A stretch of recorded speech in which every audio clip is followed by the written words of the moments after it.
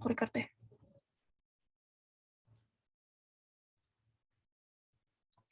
Assalamualaikum warahmatullahi wabarakatuh. Selamat pagi, salam sejahtera untuk kita semua. Kami dari kelompok 2 akan mempresentasikan hasil penugasan kelompok kami dengan isi materi penyihatan lingkungan dan personal hygiene dalam pandangan Islam. Dengan saya Nanda Bella Puspitaloka selaku moderator dan rekan-rekan anggota kelompok 2 antara lain Mutmainah Khairati, Devita Angelina, Elvania Novitasari, Atalia Zara, Hanun Maharani, Kansakari Misa, Nursani, Laksita Karmelian, dan Lydia Ayu. Berikutnya akan memasuki pada pembahasan materi yang akan dilanjutkan oleh rekan saya. Untuk rekan-rekan anggota kelompok 2 yang bertugas, waktu dan layar, saya persilahkan. Baik, saya akan mulai dengan latar belakang untuk materi kali ini. Sistem kesehatan dalam Islam tercermin dari ajaran syariat yang mewajibkan perbuatan membersihkan diri dari kotoran. Kebersihan adalah bagian yang penting dari nilai-nilai yang melekat dalam agama Islam. Dalam Al-Quran dan hadis, tidak hanya menerangkan istilah-istilah yang digunakan, tapi juga bagaimana ajaran Islam menyoroti tentang kebersihan. Kebersihan merupakan salah satu perbuatan yang Allah Subhanahu wa Ta'ala cintai, sebagaimana Allah menyatakan dalam surat At-Taubah ayat 108.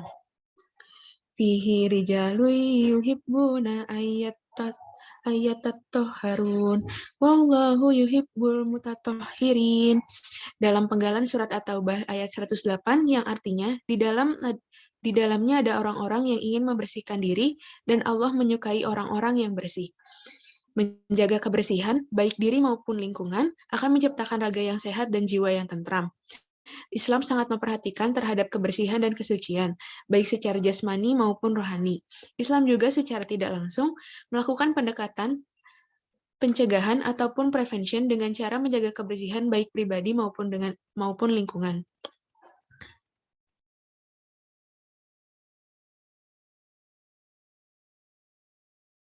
Oke, selanjutnya adapun rumusan masalah dalam pembahasan kali ini. Yang pertama itu adalah apa yang dimaksud dengan hygiene, personal hygiene, dan hygiene lingkungan. Yang kedua, bagaimana personal hygiene dalam perspektif Islam. Yang ketiga, bagaimana hygiene lingkungan dalam pandangan Islam. Dan yang terakhir yaitu keuntungan atau apa keuntungan personal hygiene dan hygiene lingkungan dalam Islam.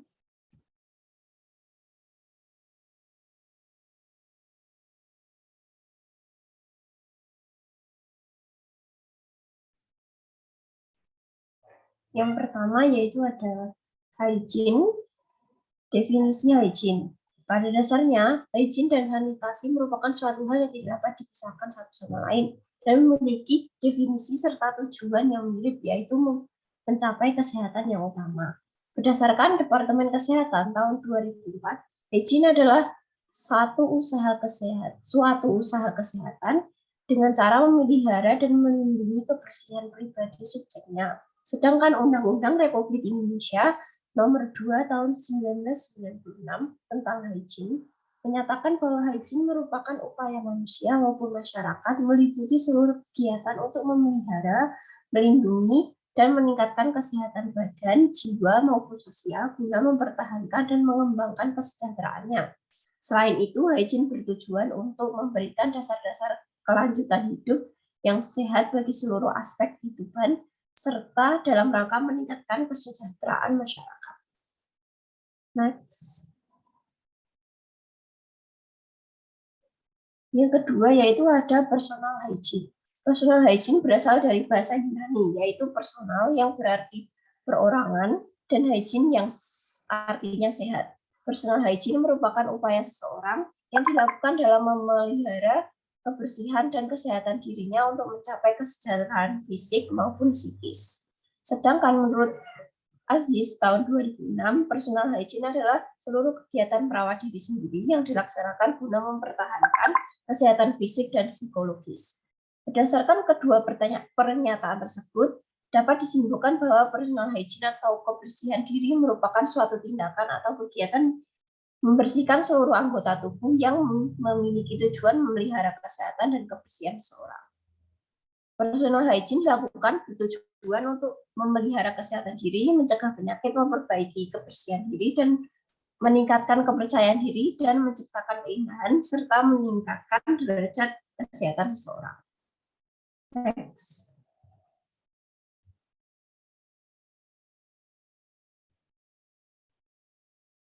Next. Yang ketiga yaitu ada hygiene lingkungan. Lingkungan merupakan suatu yang selalu berdampingan dengan manusia dan tidak dapat dipisahkan karena manusia secara alamiah selalu berinteraksi dengan lingkungannya.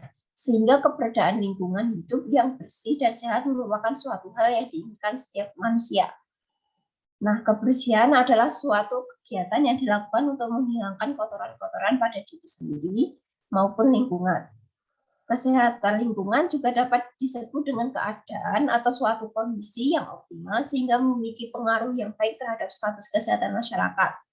Himpunan Ahli Kesehatan Lingkungan Indonesia atau HAKLI mengatakan bahwa kesehatan lingkungan merupakan suatu kondisi lingkungan yang dapat menjaga keseimbangan antara manusia dan lingkungannya secara dinamis untuk mendukung terwujudnya kualitas hidup manusia yang sehat.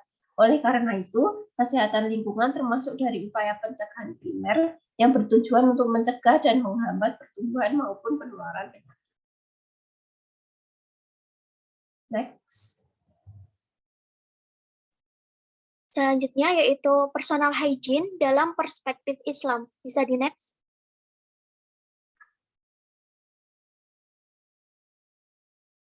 Pentingnya kebersihan dalam Islam. Nah, Islam memandang kebersihan itu sebagai hal yang sangat utama dan sangat diperhatikan. Dalam Al-Quran dan hadis itu ada banyak sekali istilah yang memiliki makna kebersihan, meliputi tazkiyah, toharoh, nadhafah, dan fitrah. Di dalam Al-Quran sendiri terdapat 31 kata toharoh dan 59 kata tazkiyah. Dalam kitab toharoh itu terdapat 162 hadis terkait dengan kebersihan. Nah, dalam fikih ini juga terdapat bab sendiri yang khusus membahas masalah toharoh. Lalu, mengapa kebersihan itu dipandang sangat penting? Yang pertama, itu karena Allah menyukai kebersihan. Allah Subhanahu wa Ta'ala berfirman dalam surat Al-Baqarah ayat 222. A'udzu billahi minasyaitonir rajim. Bismillahirrahmanirrahim. Innallaha yuhibbut tawwabin wa yuhibbul mutatahhirin. Yang artinya, sesungguhnya Allah itu menyukai orang-orang yang bertaubat dan menyukai orang-orang yang mensucikan diri.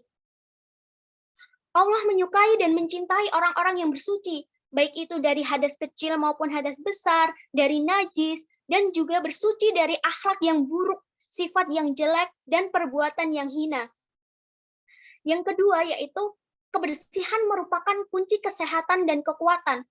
Rasulullah Shallallahu Alaihi Wasallam bersabda, "An Abi Hurairah radhiyallahu anhu qala Rasulullah Shallallahu Alaihi Wasallam, al-mu'minul qawiyyu khairan wa ahabbu ilallah minal mu'mini ad-dha'if." Yang artinya dari Abu Hurairah radhiyallahu anhu, beliau berkata, Rasulullah Shallallahu Alaihi Wasallam bersabda, seorang mukmin yang kuat itu lebih baik dan lebih disayangi Allah daripada mukmin yang lemah. Hadis riwayat Muslim.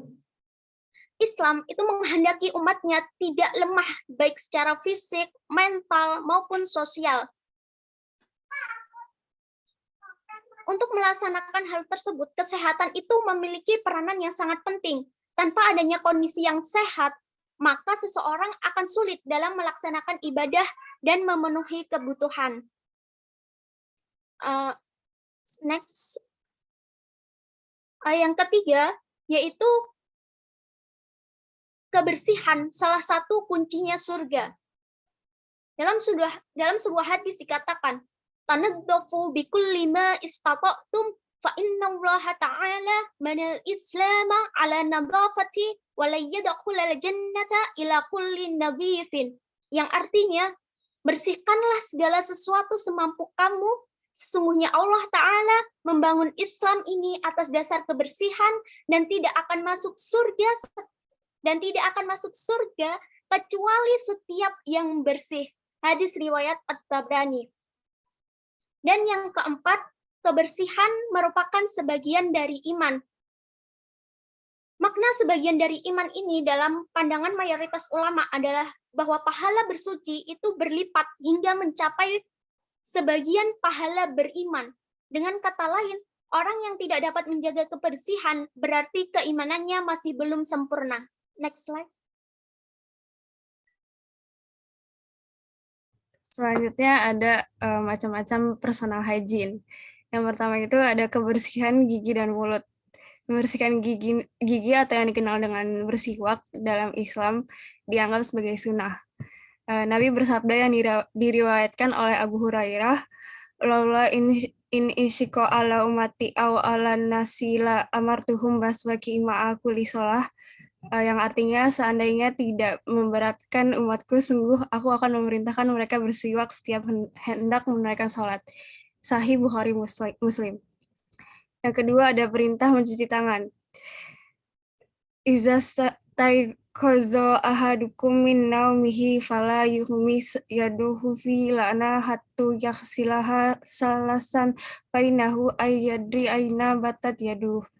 Artinya jika salah seorang di antara kalian bangun dari tidurnya, maka jangan mencelupkan tangannya ke dalam jana sebelum ia mencucinya 3 kali, karena ia tidak mengetahui di mana letak tangannya semalam. HR Bukhari nomor 162, Muslim nomor 278. Next. Ya, yang ketiga ada kebersihan pakaian. Ada di dalam Al-Mudatsir ayat 4. Wasya baka fatoh.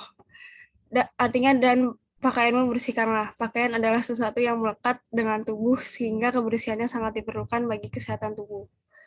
Yang keempat, ada membersihkan kemaluan atau istinja. Istinja merupakan istilah dalam Islam yang artinya membersihkan sesuatu dari tempat keluarnya dengan batu atau air. Di sini disabdakan di HR Daruqutni yang artinya dari Abu Hurairah, ia berkata Rasulullah SAW bersabda, bersihkanlah diri dari kencing karena kebanyakan siksa kubur berasal dari bekas kencing tersebut. Next. Kemudian ada wudhu, mandi, dan tayamum menurut Quran Surat Al-Ma'idah yang artinya, hai orang-orang yang beriman, apabila kamu hendak mengerjakan sholat, maka basuhlah mukamu dan tanganmu sampai dengan siku, dan sapulah kepalamu dan basuh kakimu sampai dengan kedua mata kaki. Dan jika kamu junub, maka mandilah. Dan jika kamu sakit atau dalam perjalanan atau kembali dari tempat buang air dalam kurung kakus atau menyentuh perempuan, lalu kamu tidak memperoleh air, maka bertayamumlah dengan tanah yang baik, dalam kurung bersih. Sapulah mukamu dan tanganmu dengan tanah itu. Allah tidak hendak menyudutkan kamu, tapi Dia hendak membersihkan kamu dan menyempurnakan nikmatnya bagimu, supaya kamu bersyukur. Kemudian menjalankan 5 fitrah. A'udzubillahi minasyaitonirrajim. Bismillahirrahmanirrahim. Al-fitratu khamsul hitanu wa listihdadu wa kosus syaribi wa taqlimul atfari wa natful abad. Artinya, sunnah fitrah ada 5, yaitu hitan, mencukur bulu kemaluan, mencukur bulu ketiak, memendekkan kumis, dan memotong kuku menurut hadis riwayat Muslim, hadis riwayat Bukhari dan Muslim. Kemudian yang kedua yaitu kita lana fi kosis syaribi wa taqlimil adfari wa natfi fil ibiti wa halkil anati alla natruka aksara min arba'ina lailatan. Artinya, diberikan waktu bagi kami untuk mencukur kumis, bulu ketiak, memotong kuku, dan mencukur bulu kemaluan tidak lebih dari 40 hari, menurut hadis riwayat Muslim.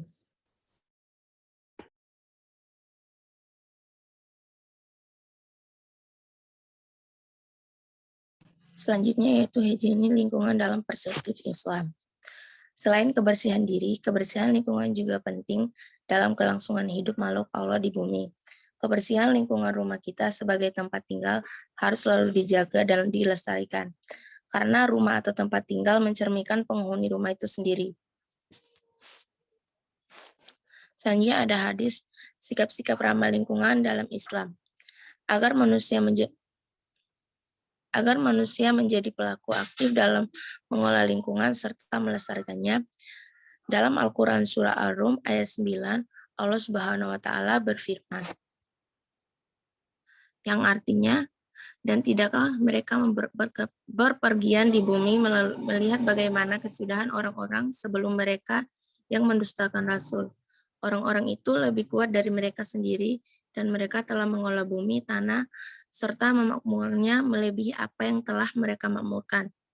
Dan telah datang kepada mereka rasul-rasul mereka dengan membawa bukti-bukti yang jelas. Maka Allah sama sekali tidak berlaku zalim kepada mereka, tetapi merekalah yang berlaku zalim kepada diri mereka sendiri.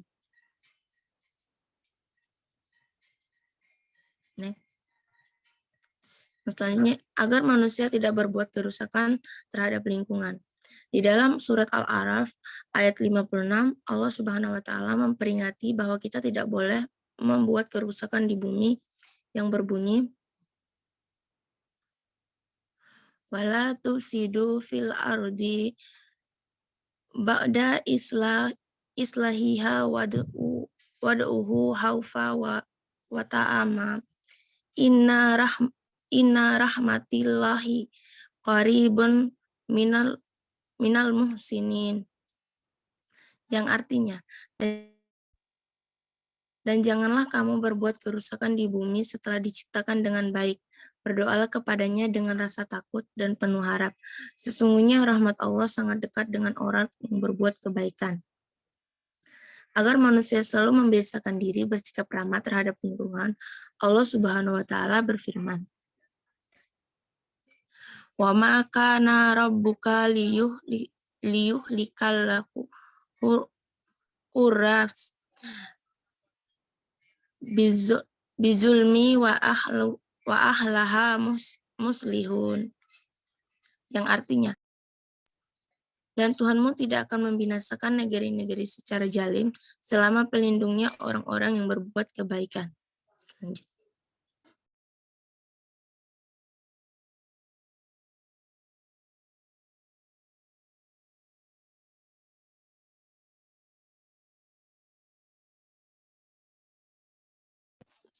Selanjutnya ada keutamaan personal hygiene dan hygiene lingkungan.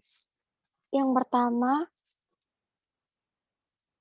adalah menaati perintah Allah. Keutamaan yang pertama jelas adalah menaati perintah Allah. Allah tidak menyukai sesuatu yang kotor ataupun najis. Maka dari itu, umat Islam harus membersihkan diri dengan cara bersuci sebelum sholat dan membaca Al-Quran, serta sebaiknya bersuci ketika hendak berzikir. Yang kedua adalah mengamalkan sunnah Rasul.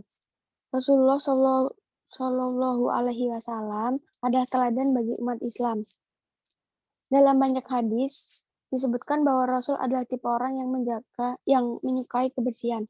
Beliau gemar bersiwak atau menggosok gigi untuk menjaga kesehatan mulutnya.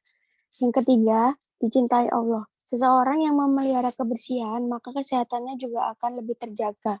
Dalam hadis dijelaskan bahwa Allah Ta'ala lebih menyukai mukmin yang sehat dan kuat daripada yang lemah. Yang keempat, sebagai cara meningkatkan iman dan takwa kepada Allah Subhanahu wa Ta'ala. Diriwayatkan dari Malik al-Asy'ari, dia berkata, Rasulullah Shallallahu Alaihi Wasallam bersabda, kebersihan adalah sebagian dari iman, dan bacaan hamdalah dapat memenuhi mizan atau timbangan, dan bacaan subhanallahi walhamdulillah menghuni kolong langit dan bumi. Dan sholat adalah cahaya, dan sodako adalah pelita, dan sabar adalah sinar, dan Al-Quran adalah pedoman bagimu. Hadis riwayat Muslim. Yang kelima adalah fitrah manusia. Menjaga kebersihan juga termasuk fitrah manusia. Hal ini termasuk merawat tubuh, mencukur bulu badan, memotong kuku, mandi, dan sebagainya. Dari Abu Hurairah radhiyallahu anhu, Nabi Shallallahu Alaihi Wasallam bersabda, ada 5 macam fitrah, yaitu khitan, mencukur bulu kemaluan, memotong kumis, memotong kuku, dan mencabut bulu ketiak. Hadis riwayat Bukhari dan Muslim. Yang keenam, mendapat ampunan dari Allah. Seseorang yang menjaga kebersihan ketika hendak sholat Jumat, termasuk mandi, memakai wangian, dan baju yang bagus, maka dijanjikan akan diampuni dosa-dosanya. Yang ketujuh adalah menghindari laknat Allah. Dari Abu Hurairah, ia berkata bahwa Rasulullah Shallallahu Alaihi Wasallam bersabda, waspadalah dengan dua orang yang terkena laknat. Mereka berkata, siapa yang kena laknat tersebut? Beliau menjawab, orang yang buang haji di tempat orang, lalu lalang atau di tempat mereka bernaung. Haji riwayat Muslim. Yang ke-8 adalah menghindari penyakit. Menjaga kebersihan juga berpengaruh terhadap kesehatan tubuh. Seseorang yang menyukai kebersihan, maka lebih beresiko rendah terkena penyakit. Badan cenderung lebih sehat, sebab jika tubuh atau lingkungannya bersih, maka kuman juga tidak akan bersarang. Yang ke-9, terhindar dari hal-hal najis. Islam memerintahkan umatnya untuk menjaga kebersihan termasuk kebersihan badan dan lingkungan. Hal ini sangat penting karena orang-orang yang beribadah harus dalam kondisi suci. Apabila terdapat najis di tubuh kita, maka ibadah kita tidak akan diterima oleh Allah Subhanahu wa taala. Yang ke-10, menjadikan lingkungan lebih nyaman untuk ditinggali. Sebuah lingkungan yang bersih tentu akan membuat penghuninya lebih nyaman untuk tinggal. Udaranya sejuk, tidak ada sampah berserakan, dan pemandangan juga terlihat asri, sehingga dipandang pun juga lebih enak. Yang ke-11 adalah kualitas udara terjaga lebih baik. Tentunya lingkungan yang bersih menghasilkan udara yang lebih baik dan hal itu berpengaruh terhadap udara untuk pernafasan kita, sehingga tidak menyebabkan gangguan pernafasan seperti contohnya terserang sesak nafas, batuk, ataupun gangguan pernafasan lainnya. Yang ke-12, aktivitas berjalan lebih lancar. Lingkungan yang bersih memiliki pengaruh dengan semangat diri kita dalam menjalankan aktivitas. Jika beraktivitas di tempat yang bersih, tentunya akan lebih meningkatkan semangat kita. Yang ke-13 adalah meminimalisir resiko stres. Yang ke-14, penampilan lebih menarik. Tentunya jika kita membersihkan diri, bergosok gigi, keramas, memotong kuku, mengenakan pakaian wangi, dan sebagainya, tentunya akan membuat penampilan kita terlihat lebih menarik. Yang ke-15, membuat tidur lebih nyenyak. Next.